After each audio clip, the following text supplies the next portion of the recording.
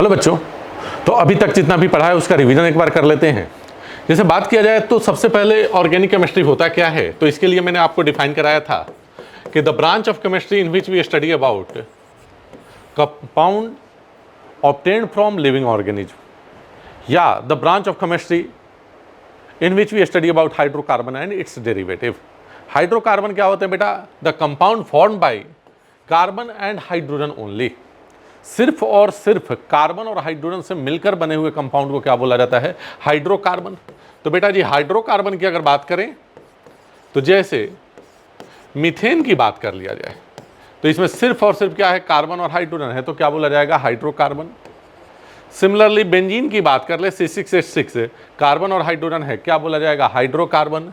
Ethylene की बात कर ले, CH2 डबल बॉन्ड CH2, तो ये भी क्या है बेटा? हाइड्रोकार्बन। इसमें सिर्फ और सिर्फ कार्बन और हाइड्रोजन है। दूसरा कंपाउंड ऑर्गेनिक कंपाउंड मैंने बताया था हाइड्रोकार्बन डेरिवेटिव। बेटा हाइड्रोकार्बन के डेरिवेटिव की अगर बात किया जाए तो इसमें कार्बन हाइड्रोजन के अलावा कुछ और भी एलिमेंट देखने को मिलेंगे, जैसे मिथाइल अल्कोहल CH3OH। तो बेटा इसमें कार्बन हाइड्रोजन तो है ही, साथ में ऑक्सीजन भी है। आप एनिलीन की बात कर लो, C6H7N, तो इसमें कार्बन और हाइड्रोजन है, साथ साथ नाइट्रोजन भी है। C5H5N जिसे पैरिडीन बोला जाता है, कार्बन हाइड्रोजन के साथ नाइट्रोजन भी है, तो ये क्या बोले जाएंगे? Hydrocarbon derivative. और केमिस्ट्री का वह ब्रांच जिसमें हाइड्रोकार्बन और उनके डेरिवेटिव का स्टडी करते हैं उन्हें क्या बोलते हैं बेटा? Organic chemistry. तो यही मैंने डेफिनेशन बताया था कि the branch of chemistry in which we study about hydrocarbon and its derivatives. आगे की बात करते हैं कि भाई ऑर्गेनिक कंपाउंड को हम लोग अलग से ऑर्गेनिक केमिस्ट्री के फॉर्म में क्यों पढ़ें? रीजन यही है कि ऑर्गेनिक केमिस्ट्री जो होता है, ऑर्गेनिक कंपाउंड्स जो होते हैं बेटा, वो लार्ज नंबर में पाए जाते हैं, और जब ये लार्ज नंबर में पाए जाते हैं तो ऑब्वियस सी बात है इन्हें अलग से हमें पढ़ना पड़ेगा। अब बात आती है कि ऑर्गेनिक कंपाउंड लार्ज नंबर में क्यों पाए जाते हैं, तो ऑर्गेनिक कंपाउंड के लार्ज नंबर में पाए जाने के लिए मैंने कुछ रीजन बताए थे। एक, कैटेनेशन प्रॉपर्टी ऑफ कार्बन। दूसरा जो बताया था, सेकेंड रीजन आइसोमेरिज्म, और तीसरा रीजन बताया था होमोलोगस सीरीज।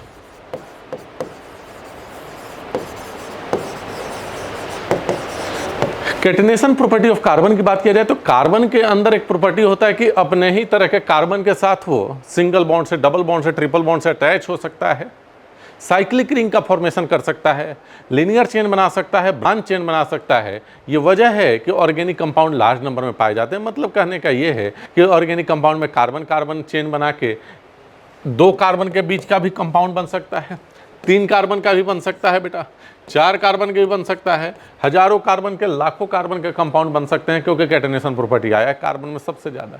और ये कार्बन में कैटेनेशन प्रॉपर्टी सबसे ज़्यादा क्यों है? क्योंकि इसका बॉन्ड एनर्जी सबसे ज़्यादा है। अगर बात किया जाए फॉस्फोरस के अंदर तो कैटेनेशन होता है, सल्फर के अंदर कैटेनेशन होता है, लेकिन कार्बन की कैटेनेशन सबसे ज़्यादा होती है। Second, isomerism. एक डिटेल में हम लोग ये टॉपिक पढ़ेंगे, बस ये बताया था कि 2 या 2 से अधिक कंपाउंड जिनका मॉलिक्यूलर फॉर्मूला सेम हो और प्रॉपर्टी अलग हो, उन्हें क्या बोला जाएगा बेटा? आइसोमर्स बोला जाएगा। और आइसोमेरिज्म होने की वजह से ऑर्गेनिक कंपाउंड लार्ज नंबर में पाए जाते हैं। जैसे 4 कार्बन के अगर कंपाउंड की बात करें तो एक ये तो है ही और ये भी है, मतलब एक ही मॉलिक्यूलर फॉर्मूला के 1 से अधिक कंपाउंड। अगर 5 कार्बन में चले जाए तो और भी आइसोमर बन जाएंगे, अगर 20 कार्बन तक चले जाए तो बहुत से आइसोमर बनने शुरू हो जाते हैं बेटा। तो आइसोमेरिज्म भी एक रीजन है जिसके वजह से ऑर्गेनिक कंपाउंड लार्ज नंबर में पाए जाते हैं। तीसरी अगर बात किया जाए होमोलोगस सीरीज। होमोलोगस सीरीज क्या होता है? ऐसे कंपाउंड का सीरीज जिसका फंक्शनल ग्रुप सेम हो लेकिन कुछ इस तरह से अरेंज किया जाए जिससे इनके बीच का डिफरेंस जो है कंसेक्यूटिव मेंबर में CH2 का है, तो उस सीरीज को क्या बोला जाएगा? Homologous series. तो ये 3 ऐसे वजह हैं जिसके वजह से ऑर्गेनिक कंपाउंड जो है लार्ज नंबर में पाए जाते हैं। अब हमारी मिथ ये रही है कि हम ये जानते थे, हम जानते क्या थे? हमें बताया गया बर्जेलियस के द्वारा। 1815 में एक साइंटिस्ट आते हैं जिनका नाम होता है जॉन जैकब बर्जेलियस। और जॉन जैकब बर्जेलियस साहब ने क्या बोला कि ऑर्गेनिक कंपाउंड को अपन लैब में सिंथेसाइज नहीं कर सकते, क्यों? क्योंकि ऑर्गेनिक कंपाउंड का सोर्स क्या था? Living organism. इनकी बातों को सब लोगों ने मान लिया। उन्होंने बोला कि ऑर्गेनिक कंपाउंड में एक जैव बल, लिविंग फोर्स, वाइटल फोर्स होता है, इस वजह से आप ऑर्गेनिक कंपाउंड को लैब में सिंथेसाइज नहीं कर सकते। इस थ्योरी को बोल दिया गया बेटा वाइटल फोर्स थ्योरी। तो इन्होंने एक थ्योरी दिया जिसका नाम है वीबीटी। पूछा जाता है कभी कभी कि vital force theory is given by, तो आंसर होगा जे बर्जेलियस। तो जब बर्जेलियस साहब ने ये बोल दिया कि ऑर्गेनिक कंपाउंड को लैब में नहीं सिंथेसाइज कर सकते, तो सब लोगों ने इस बात को मान लिया। लेकिन कुछ साइंटिस्ट सोच रहे थे कि नहीं यार, हम तो लैब में इसको बना के दिखाएंगे। और जाके आखिर में सफलता मिली। एक साइंटिस्ट आया 1828 में, जिनका नाम था एफ ओहलर, और उन्होंने फर्स्ट ऑर्गेनिक कंपाउंड लैब में बनाया जिसका नाम था यूरिया। उन्होंने क्या किया बेटा जी कि अमोनियम साइनेट लिया NH4+ CNO-, और इनको हीट कर दिया। तो इन्होंने क्या देखा, यूरिया बन गया NH2C+O NH2। So urea is the first organic compound synthesised in lab. इसी तरह से 1845 में अगर बात किया जाए तो कोल्बे नाम के साइंटिस्ट ने क्या बनाया बेटा, एसिटिक एसिड। और इसी तरह से बर्थलोट ने 1856 में बर्थलोट ने क्या बना दिया बेटा, मीथेन बनाया, CH4 बनाया। और इस तरह से जब ऑर्गेनिक कंपाउंड लैब में बनने शुरू हो गए तो सभी साइंटिस्ट बनाना शुरू कर दिया। और आज के डेट में सोचो बेटा, 1815 तक ये माना जाता था कि ऑर्गेनिक कंपाउंड को लैब में नहीं बनाया जा सकता। लगभग 200 साल के बाद आज हम लोग जो 2026 में जी रहे हैं, अपन ये बोल सकते हैं कि हर एक ऑर्गेनिक कंपाउंड को लैब में अपन बना सकते हैं। तो अपनी ऑर्गेनिक केमिस्ट्री की अगर बात किया जाए तो बहुत पुरानी नहीं है, 200 सालों की बात है। 200 सालों में इतना एडवांसमेंट हुआ ऑर्गेनिक केमिस्ट्री में कि क्या ही कहा जाए। चलिए आगे की बात करते हैं। अब बॉन्डिंग इन कार्बन की बात कर लेते हैं।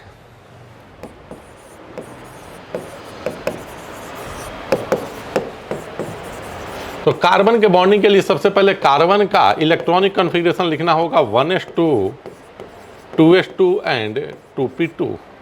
बेटा ये 1s तो अंदर का सेल हो गया, सेकेंड सेल जो है वो वैलेंस सेल है। और जैसा कि हम जानते हैं कि वैलेंस सेल के इलेक्ट्रॉन जो होते हैं वो बॉन्डिंग में पार्टिसिपेट करते हैं।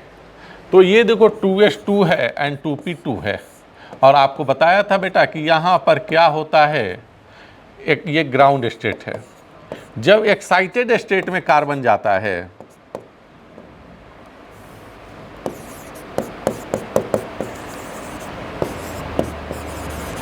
तो ये इलेक्ट्रॉन जंप करके यहां से यहां आ जाएगा।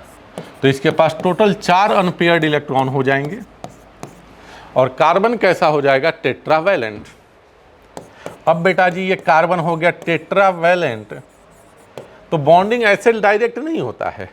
ये है बेटा 2s, ये है 2px, ये है 2py और ये है 2pz। इन ऑर्बिटल का आपस में क्या होता है, इंटरमिक्सिंग। और इंटरमिक्सिंग होके कौन सा ऑर्बिटल का फॉर्मेशन होता है, हाइब्रिड ऑर्बिटल।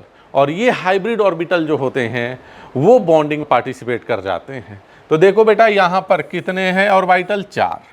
इस ऑर्बिटल का शेप जो होता है स्फेरिकल, px जो होता है x एक्सिस में डम्बेल, py जो होता है y एक्सिस में डम्बेल और pz जो होता है z एक्सिस में डम्बेल होता है। अब ये ऑर्बिटल्स जो है आपस में इंटरमिक्स होते हैं। सर इसकी ज़रूरत क्यों पड़ी? बेटा जी ज़रूरत इसलिए पड़ी कि यहाँ पर 2px था, यहाँ पर 2py था, यहाँ पर 2pz था। और ये जब बॉन्ड बनाएंगे तो मान लो कि हाइड्रोजन का 1s आया, 1s आया, 1s आया, 1s आया, तो यहाँ से मान लो कि इसने बॉन्डिंग बनाया। हाइड्रोजन का चूंकि एटॉमिक नंबर 1 होता है तो 1 इलेक्ट्रॉन है, अनपेयर्ड मिलके बॉन्ड बना लिए। तो एक बॉन्ड जो बना बेटा 2s और 1s के बीच में बना। और ये क्या है बेटा, 2p है और 1s है, तो 3 बॉन्ड 2p और 1s के बीच में बनेगा। तो अभी सी बात है बेटा, एक बॉन्ड का नेचर अलग होगा और 3 बॉन्ड का नेचर अलग होगा। साथ ही साथ px, py, pz के बीच का एंगल जो होता है वो 90 डिग्री का होता है। इसका मतलब ये है कि जो बॉन्ड एंगल आना चाहिए था 90 डिग्री, लेकिन जब देखा गया CH4 मॉलिक्यूल को तो बॉन्ड एंगल हमें देखने को मिला 109 डिग्री। सभी के सभी 28 मिनट। इसका मतलब ये है कि बॉन्डिंग जो हुआ है वो डायरेक्ट नहीं हुआ है, इस बॉन्डिंग के पहले कुछ ना कुछ प्रोसेस हुआ है और that process is known as hybridisation. तो बॉन्डिंग के पहले का फिनोमिनन है हाइब्रिडाइजेशन। एक पॉइंट चाहे तो आप लिख सकते हैं कि hybridisation is pre bonding phenomenon, bonding के पहले होने वाला फिनोमिनन है, and hybridisation is intermixing of these orbitals, not intermixing of electrons. तो जितने ऑर्बिटल्स मिलेंगे उतने ही हाइब्रिड ऑर्बिटल का क्या होगा बेटा, फॉर्मेशन। अब अगर एक s मतलब 2s 2px 2py 2pz 4 मिलेंगे तो 4 बनेंगे, और चूंकि एक s और 3p मिला है इसलिए हाइब्रिडाइजेशन क्या हो जाएगा बेटा, sp3। हाइब्रिड ऑर्बिटल जो होंगे हमेशा सिग्मा बॉन्ड बनाएंगे, एक्सेप्ट बेंजाइन का केस। बेंजाइन को छोड़ दिया जाए तो हाइब्रिड ऑर्बिटल सिग्मा बॉन्ड बनाएंगे। तो sp3 में कितने भी सिग्मा होंगे बेटा, 4, sp2 में कितने सिग्मा होंगे, 3, और sp में कितने सिग्मा होंगे, 2 सिग्मा। बॉन्ड एंगल की अगर बात किया जाए बेटा तो बॉन्ड एंगल आपको बताया गया था कि sp3 में 109 डिग्री 28 मिनट के लिए 6 बॉन्ड एंगल होंगे, जबकि sp2 में 120 के कितने बॉन्ड एंगल होंगे बेटा, 3 बॉन्ड एंगल होंगे, और sp में 180 का 1 बॉन्ड एंगल होगा। मतलब कोई कार्बन एक sp3 है तो उसका बॉन्ड एंगल जो होगा 109 डिग्री 28 मिनट, और 109 डिग्री 28 मिनट के लिए 6 बॉन्ड एंगल मिलेंगे।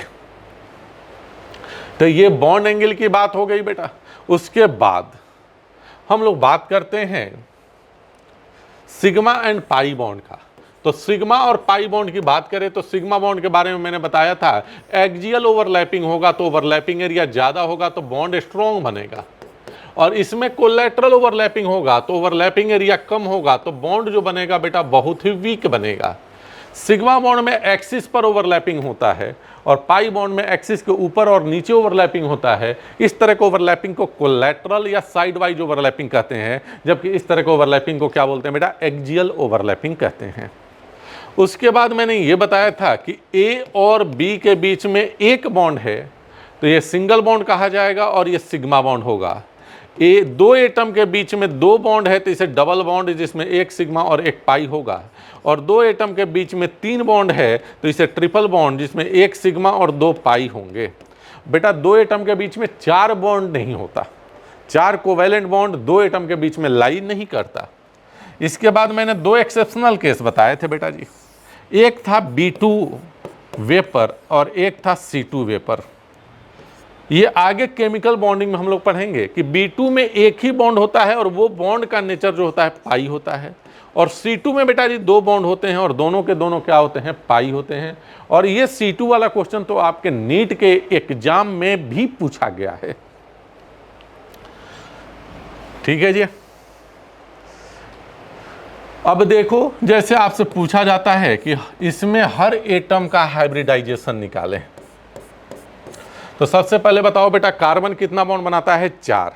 Hybridisation number of sigma number of pi के जब भी क्वेश्चन आते हैं मैंने बार बार समझाया है कि आपको पहले कार्बन की वैलेंसी 4 पूरी कर लेनी है। अगर अनसेटिस्फाइड हो तो उतने रिक्वायर्ड नंबर ऑफ हाइड्रोजन जोड़ देना है। यहाँ पर एक बॉन्ड कार्बन ने बनाया है तो ऑब्वियस सी बात है कि 3 हाइड्रोजन तो बेटा जी जोड़ना पड़ेगा। 1 2 3 बॉन्ड बना है तो 1 हाइड्रोजन जोड़ दो, और यहाँ पर 4 बॉन्ड बना है तो रहने दो, 3 बॉन्ड है तो 1 हाइड्रोजन जोड़ दो। इस कार्बन से पूछते हैं कार्बन भाई तेरे पास कितने सिग्मा बॉन्ड, तो बोलेगा देखो पीपी सर 1 2 3 4 सिग्मा बॉन्ड है। मैं पूछूंगा तुम्हारा हाइब्रिडाइजेशन होगा क्या बेटा कार्बन, तो ये बोलेगा सर sp3 होगा। इस कार्बन से पूछे कितने सिग्मा बॉन्ड, 1 2 3 सिग्मा बॉन्ड, तो हाइब्रिडाइजेशन क्या होगा sp2। इसमें 2 सिग्मा बॉन्ड तो हाइब्रिडाइजेशन क्या होगा sp, और इसमें भी 2 सिग्मा बॉन्ड तो हाइब्रिडाइजेशन क्या होगा sp। क्वेश्चन पूछा जाता है कि ये दोनों बॉन्ड के बीच, ये दोनों बॉन्ड जो कार्बन के बीच में है, इस कार्बन का हाइब्रिडाइजेशन क्या है, तो आंसर क्या होगा sp2 sp। इन दोनों में क्या है बेटा sp3 sp2, इन दोनों में क्या है sp2 sp2। तो ऐसे भी क्वेश्चन पूछे गए हैं प्रीवियस ईयर्स में आपके।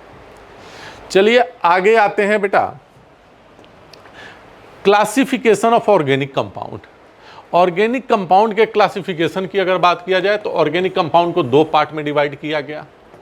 एक open chain compound, open chain compound का एक और नाम है बेटा एसाइक्लिक कंपाउंड, और एसाइक्लिक कंपाउंड का एक तीसरा नाम है बेटा एलिफैटिक कंपाउंड। तो आपसे अगर एलिफैटिक कंपाउंड बोला जा रहा है या एसाइक्लिक कंपाउंड बोला जा रहा है या ओपन चेन कंपाउंड बोला जा रहा है, तीनों का मतलब सेम है। और दूसरा होता है बेटा साइक्लिक कंपाउंड। थोड़ा सुनते जाएंगे बच्चे। ओपन चेन कंपाउंड दो तरह के, जो एक होगा सैचुरेटेड और दूसरा होगा बेटा अनसैचुरेटेड। अगर हाइड्रोकार्बन सैचुरेटेड तो इसको बोला जाता है एल्केन, और इसमें कार्बन कार्बन के बीच में सिंगल बॉन्ड होता है, और एल्केन को पैराफिन्स के नाम से भी जाना जाता है क्योंकि इसकी रिएक्टिविटी बहुत कम होती है, नॉन पोलर है, सिग्मा बॉन्ड है, तो इसकी रिएक्टिविटी बहुत कम होगी, इसलिए इसे पैराफिन्स कहा जाता है। पैरम का मतलब होता है बेटा बहुत कम, और एफिन का मतलब होता है रिएक्टिविटी। तो इसकी रिएक्टिविटी बहुत कम होती है, इसलिए इसको पैराफिन्स के नाम से जाना जाता है। अनसैचुरेटेड हाइड्रोकार्बन बेटा जी दो तरह के होंगे, एक कार्बन कार्बन डबल बॉन्ड वाले और एक कार्बन कार्बन ट्रिपल बॉन्ड वाले। कार्बन कार्बन डबल बॉन्ड वाले को बोला जाता है एल्कीन, और एल्कीन का दूसरा नाम जो होता है बेटा ओलेफिन्स। और इसे ओलेफिन्स बोलने का रीजन क्या है, क्योंकि एल्कीन जो होते हैं हेलोजन के साथ रिएक्शन करके ऑयली कंपाउंड, सभी एल्कीन नहीं लेकिन लोअर मेंबर एल्कीन जो है ऑक्सीजन के साथ रिएक्शन करके ऑयली कंपाउंड बनाते हैं, इसलिए एल्कीन्स को क्या बोला जाता है ओलेफिन्स, और कार्बन कार्बन ट्रिपल बॉन्ड को बोला जाता है एसिटाइलिन। बेटा कार्बन डबल बॉन्ड कार्बन को ओलिफिनिक बॉन्ड कहा जाता है, सिर्फ और सिर्फ carbon double bond carbon. Carbon double bond oxygen nitrogen नहीं, और similarly carbon triple bond carbon को एसिटाइलिनिक बॉन्ड बोला जाता है। अब बात करते हैं साइक्लिक कंपाउंड, तो ये दो तरह के हो जाएंगे, एक होगा बेटा होमोसाइक्लिक और दूसरा होगा हेटेरोसाइक्लिक।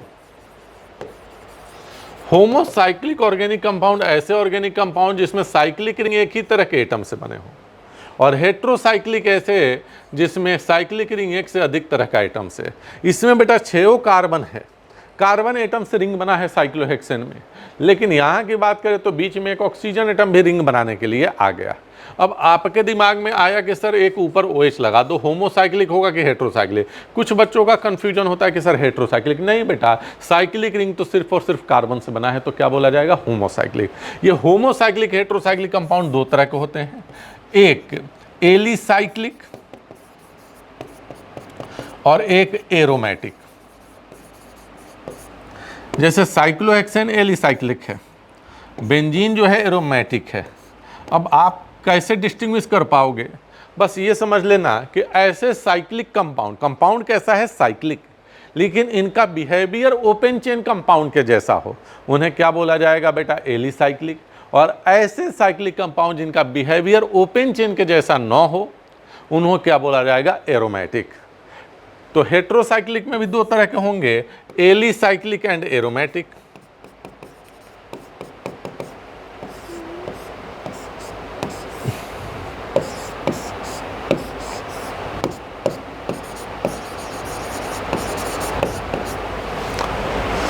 अब एरोमेटिक कंपाउंड को फर्दर दो क्लासेस में डिवाइड किया गया। एरोमेटिक कंपाउंड को फर्दर दो पार्ट में डिवाइड किया गया, एक जिसमें बेंजीन रिंग हो उन्हें बेंजनवाइट, और एक ऐसे एरोमेटिक कंपाउंड जिसमें बेंजीन ना हो उसे क्या बोला जाता है नॉन बेंजनवाइट। जैसे बेंजीन है,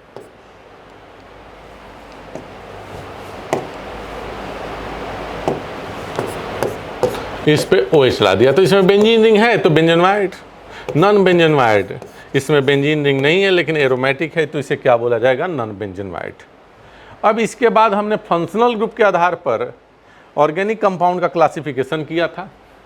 तो on the basis of functional group organic compound दो तरह के थे, एक हाइड्रोकार्बन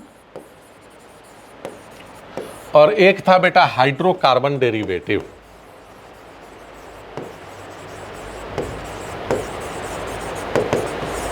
हाइड्रोकार्बन की अगर बात करें तो इसमें आया था alkane, alkene, alkyne and aromatic hydrocarbon. और डेरिवेटिव की बात करें तो इसमें आर जेड आया था, जिससे आर को क्या बोलते हैं बेटा, अल्काइल, और जेड को क्या बोलते थे, फंक्शनल ग्रुप। अब फंक्शनल ग्रुप को मैंने एक ऑर्डर बना के याद कराया था, याद करो।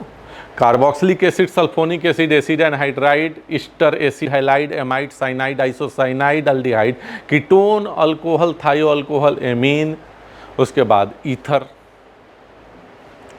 समझ में आया कि नहीं, एंड हैलाइड। तो ये सब आपको फंक्शनल ग्रुप बताया था। तो आर क्या है, अल्काइल ग्रुप। अल्काइल ग्रुप को दूसरे शब्दों में क्या बोलते हैं, कार्बन चेन है। क्या है बेटा, कार्बन चेन है। अब है क्या कि जब भी किसी कंपाउंड का नाम लिखते हैं, कोई भी कंपाउंड है, जब उसका हम नेमिंग करेंगे तो सबसे पहले अल्काइल ग्रुप लिखेंगे और फिर क्या लिखेंगे बेटा, फंक्शनल ग्रुप। अल्काइल ग्रुप और फिर फंक्शनल ग्रुप। एग्जाम्पल के तौर पे अगर CH3OH होता है तो हम लोग क्या लिखते हैं, मिथाइल, और फिर क्या लिखते हैं, अल्कोहल। तो मिथाइल क्या है, अल्काइल ग्रुप एक कार्बन का है तो इसे क्या बोला जाएगा, मिथाइल। अगर यही 2 कार्बन का होता तो क्या बोला जाता है, इथाइल। अगर 2 कार्बन का अल्कोहल है बेटा तो क्या बोलेंगे, इथाइल, और इथाइल प्लस अल्कोहल क्या बोला जाएगा, इथाइल अल्कोहल। तो जब हाइड्रोकार्बन डेरिवेटिव का नेमिंग करेंगे तो हमें अल्काइल ग्रुप का भी नेमिंग पता होना चाहिए। चलिए एक एक करके करते हैं। पहले हाइड्रोकार्बन का, एल्केन का कॉमन नेम। कॉमन नेम पहले पढ़ते हैं, उसके बाद IUPAC नेम आता है। तो एल्केन के कॉमन नेम में एल्केन को एल्केन ही लिखा जाता है, एल्क प्लस एन। एल्क क्या है बेटा, नंबर ऑफ कार्बन, और एन क्या है, सफिक्स। अगर 1 कार्बन है तो इसके लिए मिथ, 2 कार्बन है बेटा जी इथ, 3 कार्बन है तो प्रोप, 4 कार्बन है बेटा जी तो ब्यूट, 5 कार्बन है तो पेंट, 6 कार्बन है तो हेक्स, 7 कार्बन है तो हेप्ट, 8 कार्बन है तो ऑक्ट, 9 कार्बन है तो नॉन, 10 कार्बन है तो डेक, 11 कार्बन पे अनडेक। इसी तरह से 20 कार्बन NCERT में दिया गया है आइकोस, एंड 30 कार्बन ट्राई अकाउंट। जैसे 1 कार्बन का एल्केन आ गया तो इसे क्या बोलेंगे बेटा, मीथेन। मिथ प्लस एन क्या हो जाएगा, मीथेन। 2 कार्बन का एल्केन है बेटा तो इसे क्या बोलेंगे, इथ प्लस एन, क्या नाम हो जाएगा, इथेन। 3 कार्बन का एल्केन है बेटा जी तो इसका क्या नाम अपन देंगे, प्रोप प्लस एन, क्या लिखेंगे, प्रोपेन। 4 कार्बन का अगर एल्केन आ जाए तो 4 कार्बन का तो ये भी है सर, और 4 कार्बन का एल्केन ये भी है। प्रोपेन तक ये प्रॉब्लम नहीं था कि एक ही मॉलिक्यूलर फार्मूला के 2 एल्केन आ गए, मतलब आइसोमर बन गए। लेकिन यहाँ पर एक ही मॉलिक्यूलर फार्मूला के 2 एल्केन आ गए है तो 4 ही कार्बन का, तो ब्यूटेन ये भी बोला जाएगा, और ये भी बेटा जी ब्यूटेन बोला जाएगा। लेकिन नाम के पहले कुछ हमें प्रेफिक्स जोड़ना पड़ेगा। तो 3 कार्बन के एल्केन के बाद, 3 कार्बन तक कोई प्रेफिक्स नहीं है, 3 कार्बन के बाद अगर स्ट्रेट चेन है तो इसके लिए एन प्रेफिक्स, जिसे नॉर्मल बोलते हैं, क्या लगेगा, एन ब्यूटेन। और सेकेंड कार्बन पर एक CH3 आ जाए, 1 2 3, सेकेंड पर एक CH3 आ जाए तो आइसो, इसका नाम क्या हो जाएगा, आइसो ब्यूटेन। और अगर सेकेंड कार्बन पर 2 CH3 आ जाए तो आइसो या नियो बेटा, नियो। चलिए नेक्स्ट देखते हैं, पेंटेन की बात करते हैं। 1 2 3 4 5, 1 2 3 4 5, 1 2 3 4 5। सर ये पेंटेन जो होगा एन पेंटेन, क्योंकि कोई यहाँ पर ब्रांचिंग नहीं है। ये होगा सर आइसो पेंटेन, क्योंकि सेकंड वाले पर एक CH3 आ गया और इसमें सेकंड वाले पे 2 CH3 आ गया, तो आइसो या नियो बेटा, नियो। तो इसका नाम हो जाएगा नियो पेंटेन। एक और कंपाउंड है बेटा, देखने में लगेगा कि आइसो भी है और नियो भी है, याद रखिएगा, इसका नाम आइसो ऑक्टेन है।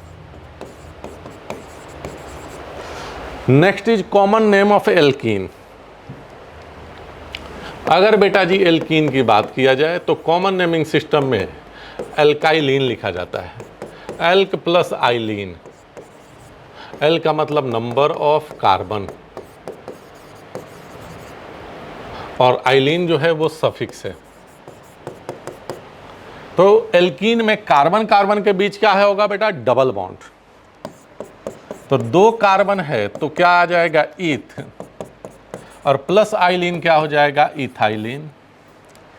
सिमिलरली 3 कार्बन का एल्कीन आ गया तो क्या नाम हो जाएगा 3 कार्बन के लिए, प्रोप, प्लस आइलीन क्या नाम हो जाएगा बेटा, propylene.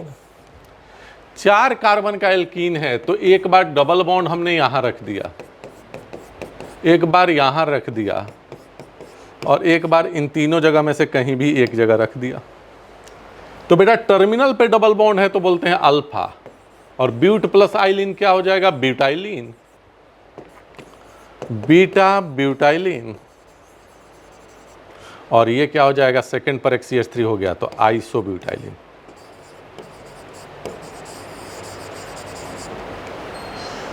Similarly common name of alkynes,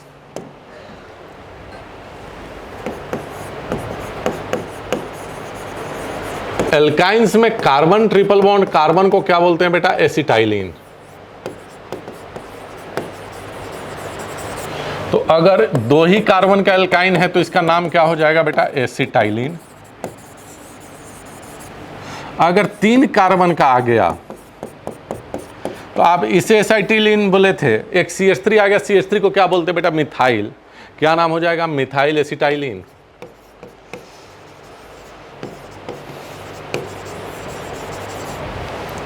similarly अगर 4 कार्बन का हो जाएगा तो क्या नाम हो जाएगा, डाई मिथाइल एसिटाइलिन।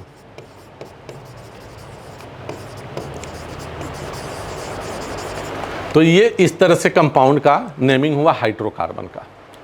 अब हाइड्रोकार्बन डेरिवेटिव का हम लोग कॉमन नेमिंग करने वाले हैं। तो बेटा सबसे पहले याद रखिएगा कि CH4 में से एक हाइड्रोजन निकाल दिया गया तो इसे क्या बोला जाता है, मिथाइल। इसी तरह से 2 कार्बन का है तो क्या बोला जाएगा, इथाइल। 3 कार्बन का अगर है तो 2 पॉसिबिलिटी है, एक तो एन प्रोपाइल। इसी तरह से 3 कार्बन में आइसो वाला आ गया तो इसे क्या बोलेंगे, आइसोप्रोपाइल। 4 कार्बन के 4 अल्काइल ग्रुप बनते थे, CH3 CH2 CH2 CH2 free valency, n butyl. CH3 CH2 CH3 secondary butyl.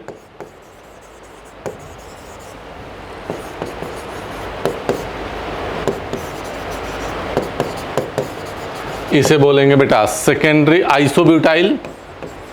ये सब मैंने डिराइव करवाया था।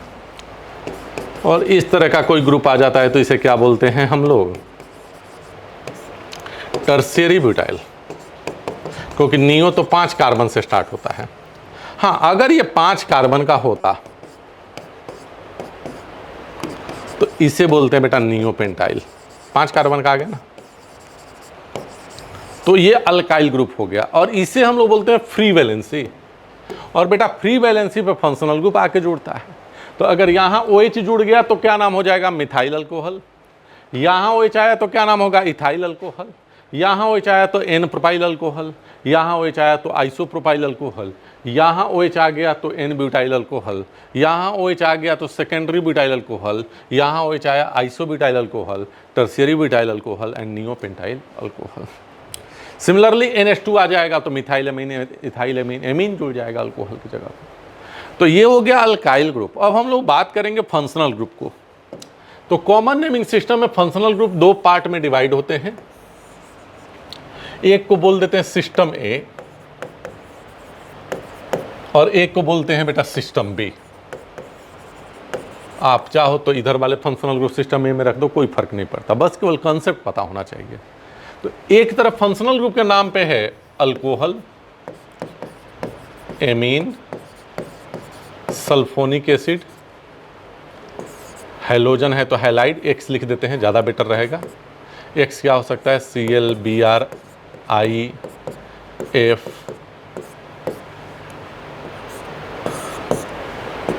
Ether and ketone, cyanide and isocyanide. इसे क्या बोलेंगे बेटा जी? Alcohol. Amine, sulphonic acid, halide, ether, ketone, cyanide and isocyanide. आते हैं सिस्टम बी की तरफ। तो सिस्टम बी में अपने पास फंक्शनल ग्रुप जो है अल्डिहाइड, इसे हम लोग ओइक एसिड नहीं बोलेंगे, ईक एसिड बोलेंगे।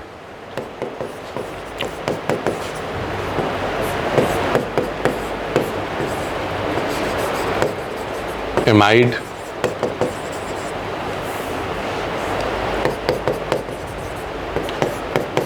इसे ऑयल हैलाइड नहीं बोलेंगे, इल हैलाइड बोलेंगे।